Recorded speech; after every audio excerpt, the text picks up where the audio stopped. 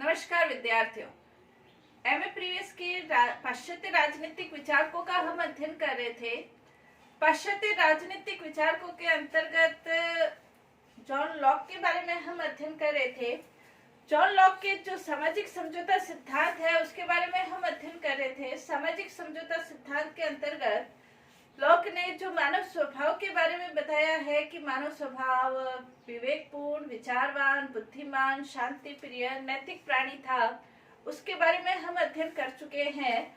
Lock ने जो मानव स्वभाव के पर आधारित जो प्राकृतिक अवस्था थी उसके बारे में भी हम अध्ययन कर चुके हैं कि प्राकृतिक अवस्था लॉक जो हॉब्स ने प्राकृतिक अवस्था बताई थी उससे बिल्कुल विपरीत अवस्था थी। लॉक हॉब्स की जो प्राकृतिक अवस्था थी सतत युद्ध की अवस्था थी, यानी कि सभी एक दूसरे के विरुद्ध युद्ध में संलग्न थे। लॉक की प्राकृतिक अवस्था हॉब्स की प्राकृतिक अवस्था से बिल्कुल विपरीत, शांतिपूर्ण, सहयोगपूर्ण, सामंजस्यपूर्ण और नैतिक प्राकृतिक अवस्था थी। लेकिन फिर सामाजिक समझौते की आवश्यकता क्यों पड़ी? फिर ऐसी क्या कठिनाइयां उत्पन्न हुई कि लोगों को समझौता करके राज्य की उत्पत्ति करनी पड़ी? प्राकृतिक अवस्था के अंतर्गत ऐसी क्या कठिनाइयां थी उसके बारे में आज हम अध्ययन करेंगे। इसके अंतर्गत प्राकृतिक अवस्था में कुछ असुविधाएं थी। पहली असुविधा थी निश्चित एवं प्रकट सर्वसम्मत जो विधि है वो नहीं थी। प्राकृतिक अवस्था के अंतर्गत विधियां तो थी, लेकिन जो निश्चित और सर्वसम्मत विधि हो, जो कि उचित क्या है, अनुचित क्या है, सही क्या है, न्याय क्या है, सर्वसम्मत विधि निश्चित रूप से हो, वो विधि नहीं थी। दूसरा, इसके अंतर्गत जो निर्णयों को क्रियान्वित करने वाली संस्था थी, क्योंकि उस समय राज्य नहीं था तो विधियों को क्रियान्वित करने वाली जो संस्था है वो भी नहीं थी। प्रत्येक व्यक्ति को ये अधिकार था कि वो अपने अनुसार जीवन व्यतीत करे। हालांकि व्यक्ति बुद्धिमान होने के कारण नैतिक रूप से जीवन व्यतीत करता था, लेकिन फिर भी विधियों को क्रियान्वित करने की कोई संस्था की आवश्यकता महसूस होने लगी। तीसरा, इसका कारण यह था कि उस समय वैसे व्यक्ति नैतिक जीवन व्यतीत करता था, लेकिन नैतिक नियमों को तोड़कर उल्लंघन कोई करता था तो उस उल्लंघन को, कानूनों को जो उल्लंघन करता था उस व्यक्ति को दंड देने वाली कोई संस्था नहीं थी। विधियों को निर्माण करने वाली, उसको क्रियान्वित करने वाली और जो कानूनों का उल्लंघन करे उसको दंड देने वाली कोई संस्था नहीं थी।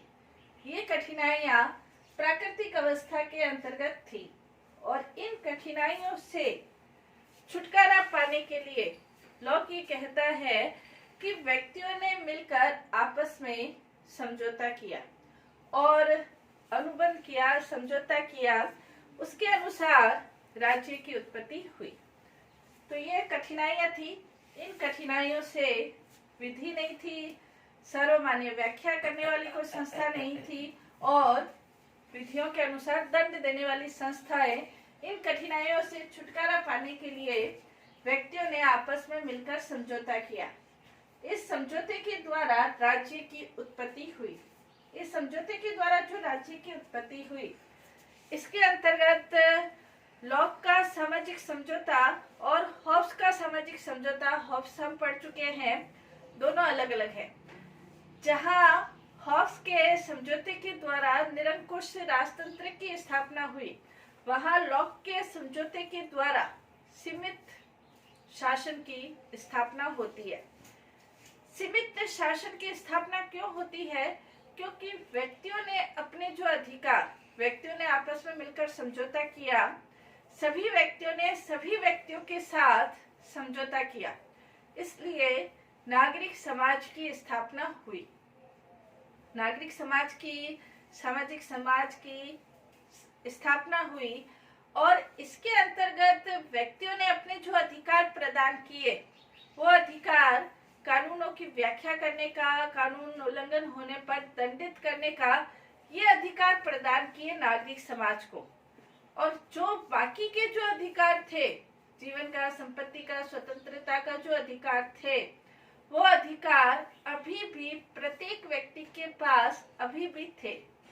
यानी कि जो शासन स्थापित हुआ वो सीमित शासन स्थापित हुआ, निरंकुश नहीं। सीमित अधिकार प्रदान किए और सीमित अधिकार प्रदान करने पर सीमित शासन की स्थापना ही इसके अंतर्गत, लॉ की शासन व्यवस्था के अंतर्गत हुई। इसके अंतर्गत जैसे डॉक्टर आशीर्वादम ये कहते हैं कि लॉक ने जिन 2 संविधाओं की चर्चा की है उसमें पहली संविधा द्वारा नागरिक समाज की स्थापना हुई, यानी कि सभी लोगों ने मिलकर आपस में समझौता किया तो नागरिक समाज की स्थापना हुई और उनको अपने कुछ सीमित अधिकार सौंपे तो नागरिक समाज की स्थापना हुई। और जो अधिकार उनको प्राप्त हुए और जिन पर उनको शासन करना था, तो एक दूसरा जो समझौता हुआ जो कि गुप्त समझौता कह सकते हैं, अप्रत्यक्ष समझौता कह सकते हैं, उसके अंतर्गत सरकार की स्थापना हुई। यानी कि लोगों पर व्याख्या करने का, दंड देने का और व्याख्या को निर्मित करने का जो अधिकार उनको मिला, उससे सीमित सरकार की जो स्थापना हुई तो उसे द्वितीय समझौता कहा जा सकता है, जो अप्रत्यक्ष रूप से था। तो जो सरकार की स्थापना हुई वो सीमित और उत्तरदायी सरकार, सीमित उससे अधिकार प्राप्त है और उत्तरदायी सरकार है। उत्तरदायी सरकार का तात्पर्य ये है कि वो सरकार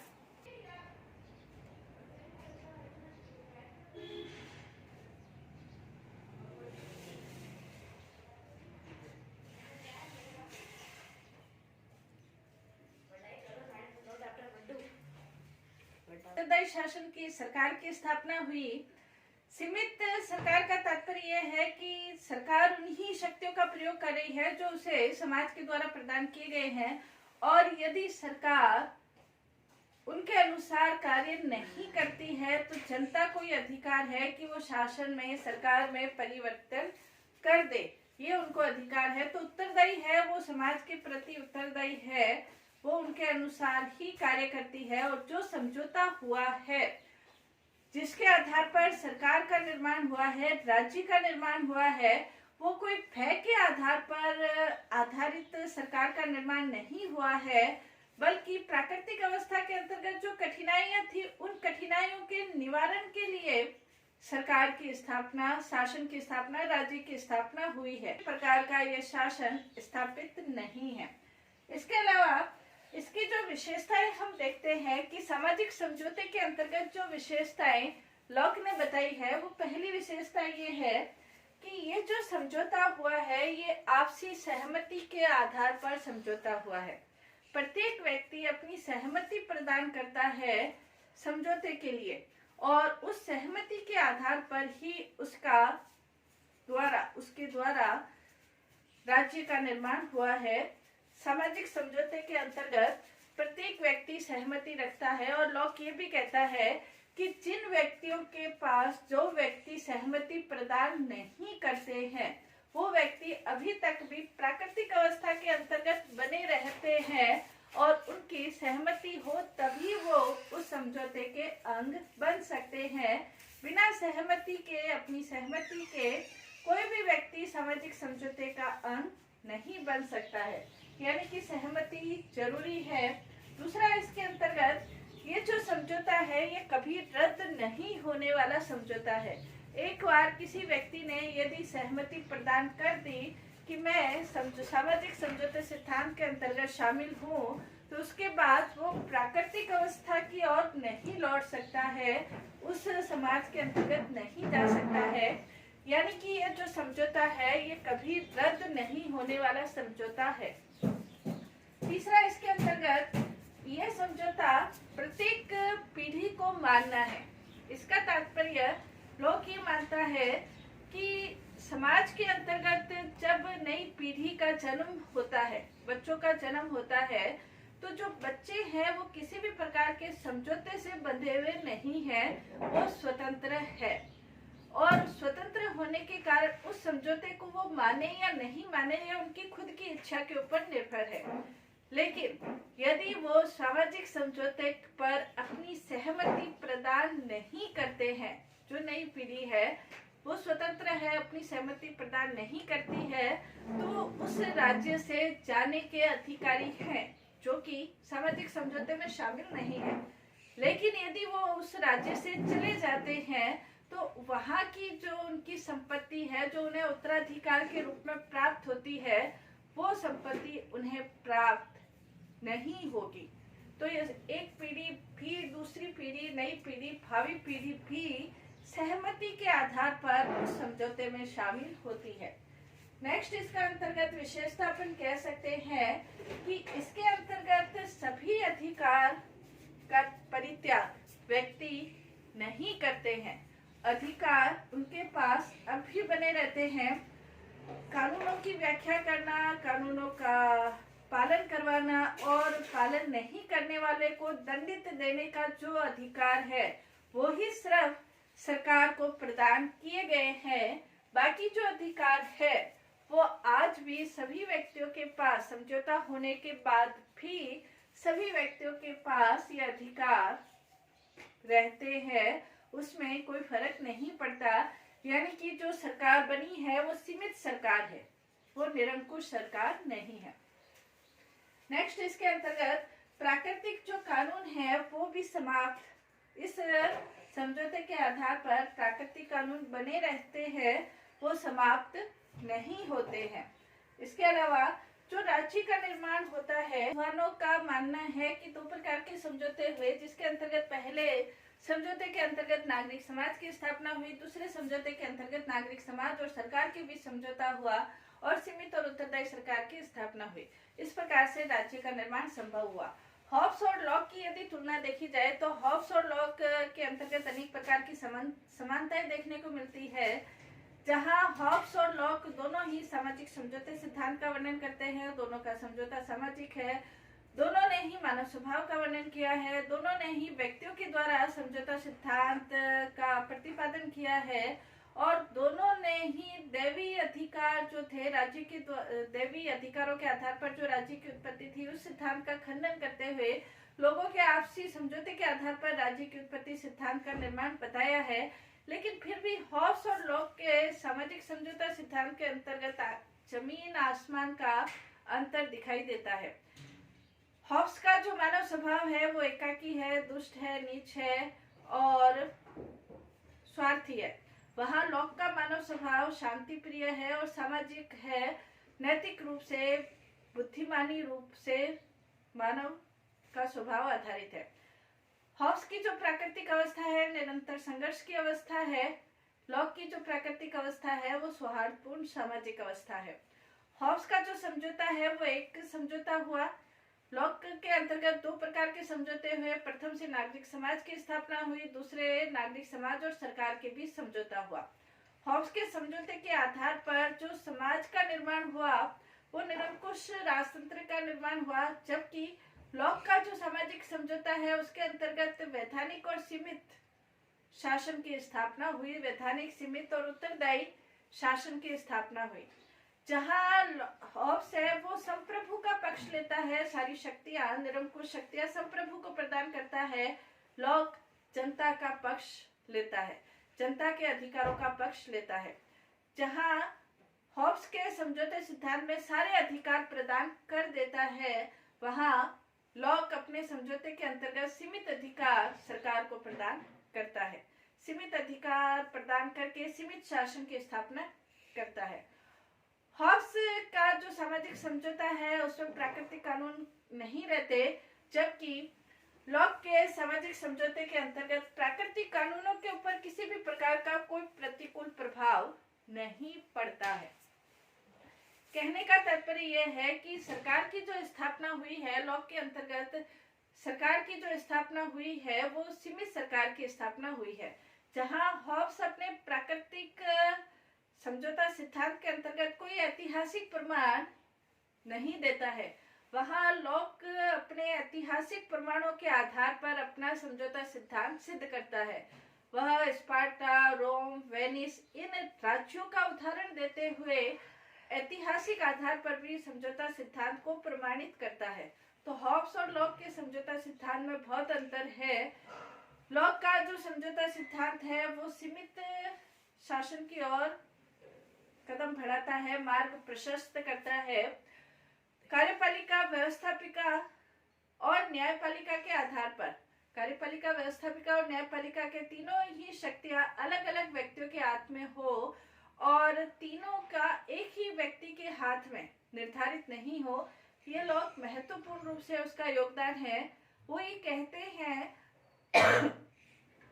जो कानूनों का निर्माण करे वो ही व्याख्या करे, ये नहीं होना चाहिए, बल्कि व्याख्या करने वाले अलग होने चाहिए और व्याख्या के आधार पर दंड देने वाले यानी कि न्यायपालिका वो भी पृथक होनी चाहिए। ये उनका महत्वपूर्ण योगदान शासन के क्षेत्र में कह सकते हैं। लोक का जो सामाजिक समझौता सिद्धांत है वो आलोचना से रहित नहीं है। अनेक विद्वानों ने उनकी आलोचना भी की है सामाजिक समझौते की। पहले इनकी आलोचना ये की जाती है कि ये जो सामाजिक समझौता सिद्धांत है अस्पष्ट है। अस्पष्ट इसलिए है क्योंकि कुछ विद्वानों को ये लगता है कि दो प्रकार के समझौते हुए, जैसे सेबाइन है, इन जैसे विद्वानों को ये लगता है कि दो प्रकार के समझौते हुए। आशीर्वादम है जैसे, कुछ विद्वान हैं जैसे वेपर है, वो ये मानते हैं कि समझौता एक ही हुआ। तो समझौता एक हुआ, दो हुआ, इसके अंतर्गत स्पष्टता का अभाव देखने को मिलता है।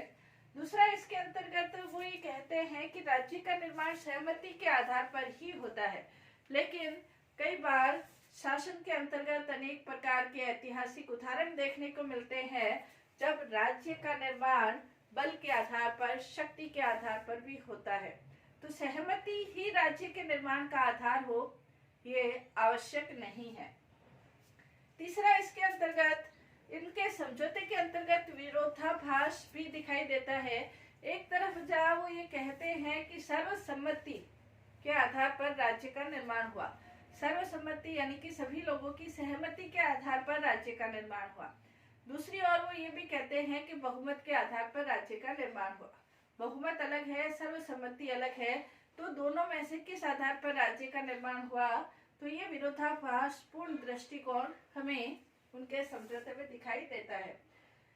इसके अंतर्गत जो अधिकार है, प्राकृतिक अवस्था के अंतर्गत अधिकारों का अस्तित्व, जीवन का अधिकार, संपत्ति का अधिकार, स्वतंत्रता का अधिकार, ये जो अधिकार है प्राकृतिक अवस्था के अंतर्गत, वो अधिकार कैसे विद्यमान थे, उनका अस्तित्व कैसे था, ये काल्पनिक घटनाओं पर आधारित कह सकते हैं। कहने का तात्पर्य ये है कि ये जो अधिकार है ये तभी रह सकते हैं जब सर्वोच्च सत्ता विद्यमान हो। जब सर्वोच्च सत्ता नहीं है तो फिर ये अधिकार कैसे विद्यमान रह सकते हैं, इसके बारे में लॉक नहीं बताता है। लेकिन फिर भी लॉक का सामाजिक सिद्धांत का महत्वपूर्ण योगदान कह सकते हैं शासन के अंतर्गत। जब निरंकुश राजतंत्र से सीमित राजतंत्र, लोकतंत्रात्मक शासन व्यवस्था, मौलिक अधिकारों के रूप में व्यवस्था, व्यक्ति के अधिकारों का मार्ग प्रशस्त करना, व्यक्ति के अधिकारों की बात कहना और सीमित अधिकार पूर्ण शासन व्यवस्था को प्रतिस्थापित करने में लॉक का महत्वपूर्ण स्थान राजनीति शास्त्र के अंतर्गत है। धन्यवाद।